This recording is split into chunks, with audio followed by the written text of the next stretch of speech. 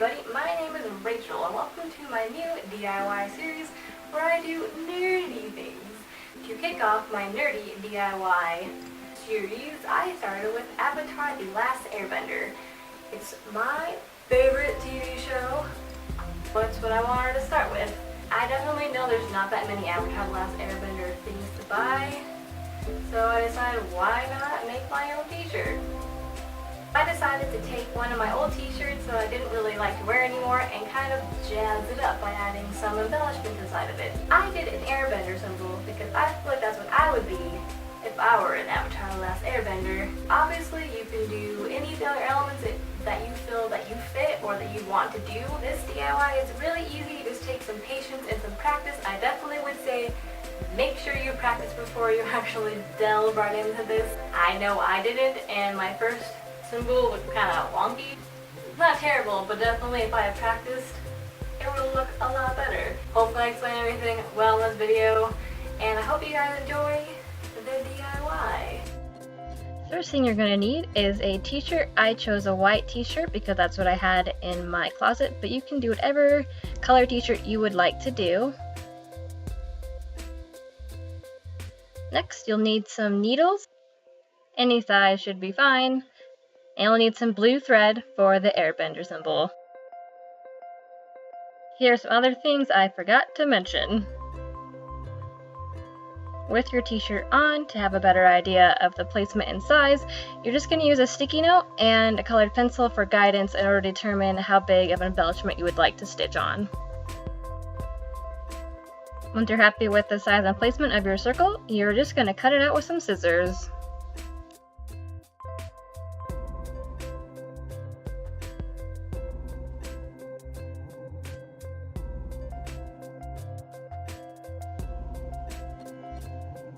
Now taking your circle, you're just going to put it on where you would like it again.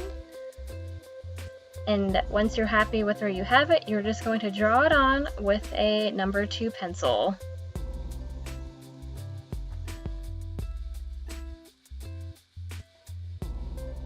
Fabulous. Okay, so now I've already drawn on the airbender symbol.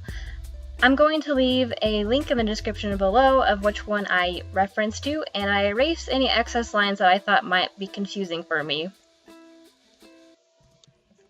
Now we're ready to start embroidering, so you'll take your needle and your thread.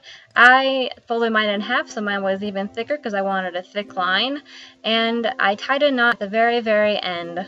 This will act as your anchor.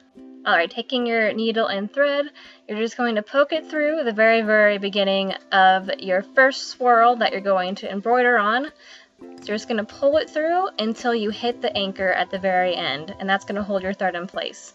Next, you're going to want to go a couple millimeters ahead of where you just pulled your stitch through, and you're going to go onto the back side. Now make sure it's only a couple millimeters because the less wide the stitch, the better your design will look. Now you've got your first stitch.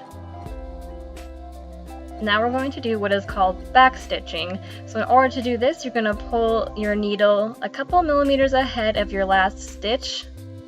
Once you have it pulled through, you're just going to take your needle again and put it where the last stitch ended, so that way you have one complete line instead of having a gap in between the 2 stitches.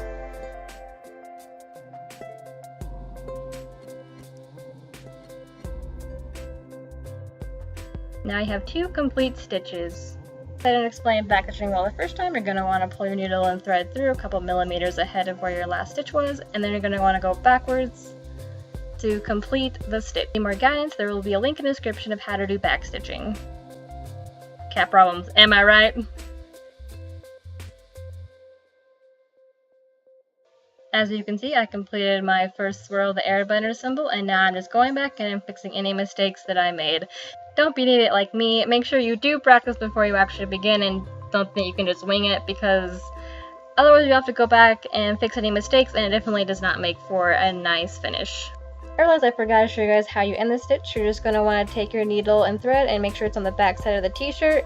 Cut off enough for you to be able to tie a double knot, and then cut off the excess thread. I'll make sure to leave a link in the description below of a YouTube video showing you how to end a backstitch. Here's the completed embellishment. Yay!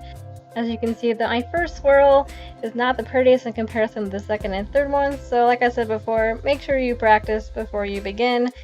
Some Uncle Iroh wisdom I can give you is make sure you use extremely small stitching. This will make your swirls look cleaner and nicer. While it might be a little bit more time consuming, it's definitely worth it.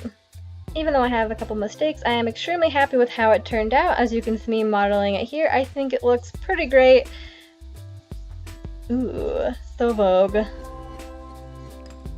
you guys so much for watching this video, and I hope you guys enjoyed this DIY.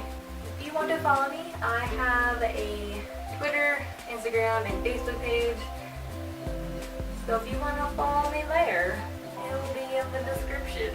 Also in the description I have teacups that I think are cool, so if you want to check those out, they're in the description.